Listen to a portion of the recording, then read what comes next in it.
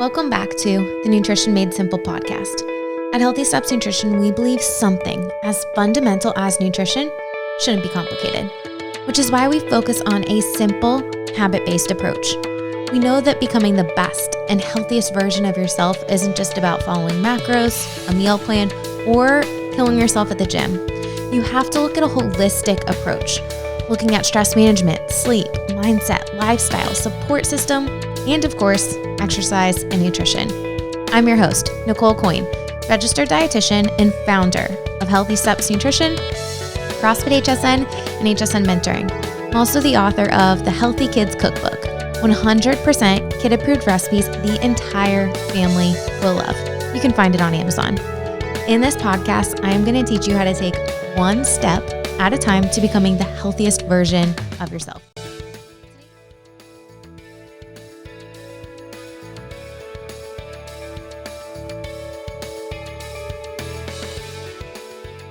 Hello, everyone. Welcome back to the Nutrition Made Simple podcast.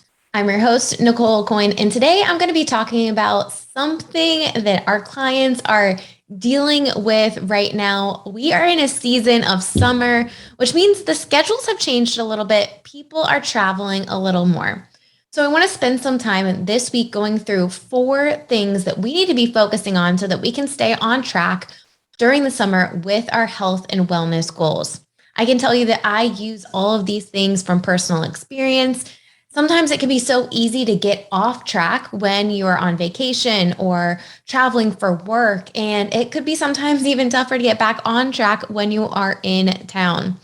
I can tell you that for me personally, I have been traveling about 50% of the month of May. I have been out of the state with different conferences, speaking, and I am using all of these things to help me stay on track. And I know they will help you too. So the first thing I want to talk about is exercise.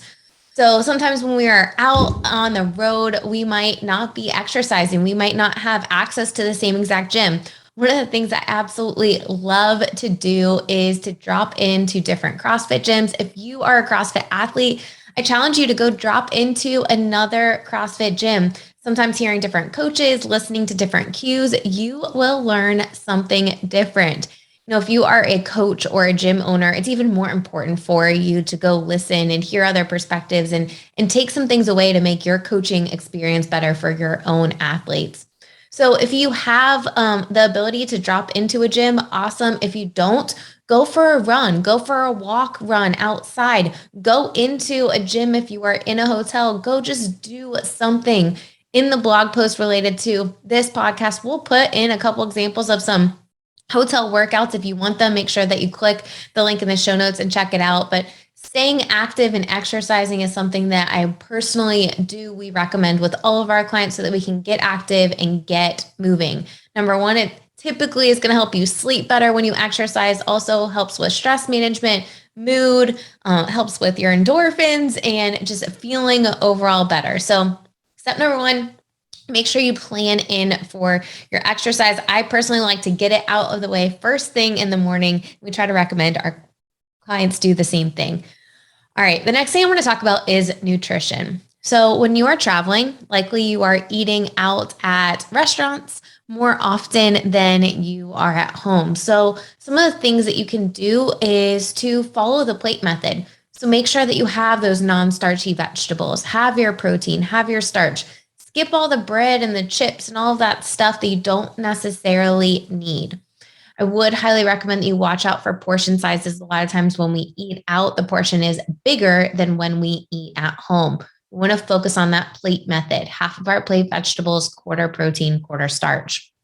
When you're eating out at restaurants, you want to be mindful of how they are cooking the food.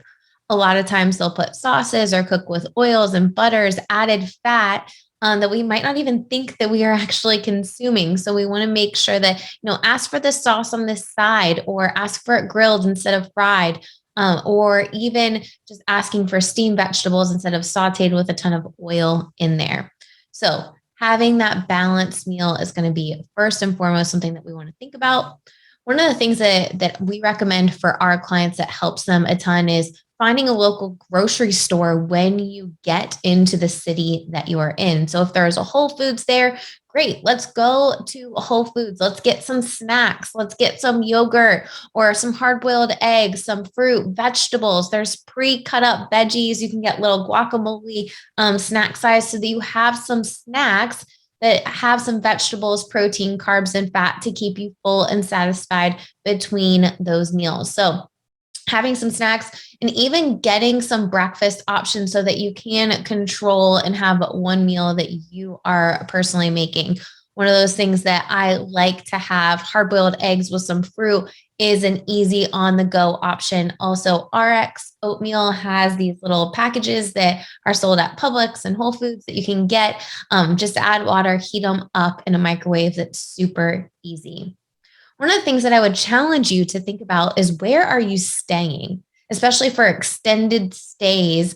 Maybe you try to get a hotel room with a kitchen, refrigerator, or maybe you do something like an Airbnb where you can control to one or two of the meals that you are eating and actually make it in the room or in the house that you're staying in.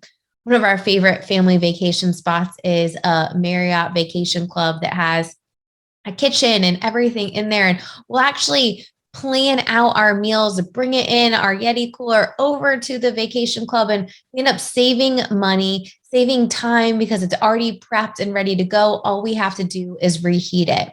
If you're trying to think of what are some good recipes that you could easily pack in a crock pot, reheat, the Sloppy Joe recipe on our website is absolutely one of our favorites. We definitely will prep that and bring that one in a crock pot almost every single time that we go over to the beach for the weekend with the kids. It allows us to, again, save money and also control what we are eating. So we want to think about with our nutrition when we are out on the go. Think about having vegetables with every lunch and dinner. You can always swap outside instead of the fries, have the vegetables. If you're having a burger, great. Maybe you take off the top bun or the bottom bun, just have half of it. Think about your portion sizes. We want to make sure that we're following that plate method: half of our plate vegetables, quarter protein, quarter starch.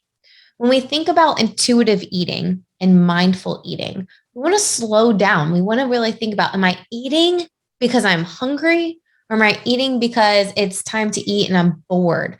So we want to make sure that when we are thinking about this scale of 1 being I'm so hungry and 10 being like I am Thanksgiving full, we should start eating around a 3 or a 4 where we're starting to feel some hunger cues, some hunger signs. Maybe it's your stomach is growling. Maybe you're starting to feel that emptiness feeling in your stomach. Great. We want to make sure that we're chewing our food at least 12 to 15 times. We want to put that fork down between bites. We want to make sure that we're drinking water, slow down, really enjoy the conversations we're having with people. And we should stop eating around a 7 where we're feeling full and satisfied.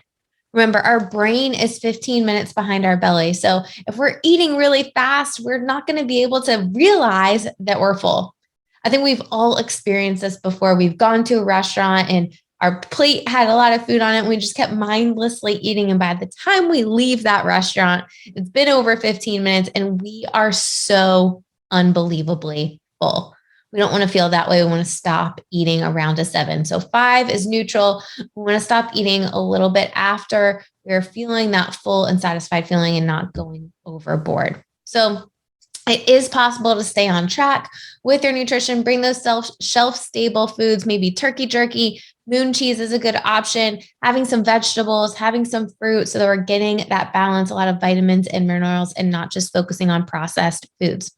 All right, the next thing I want to talk about is hydration and alcohol. I want to make sure that we are drinking water. One of the things that I personally love to do is bring my Yeti with a straw wherever we go. You drink a lot faster when you're drinking out of a straw. So bring that with you and know, hey, I need to drink 2 to 3 of these throughout the day. I need to drink a glass of water with all of my meals. If I'm going to have an alcoholic beverage, okay, I'm going to have a glass of wine, but I'm going to drink a glass of water before and after.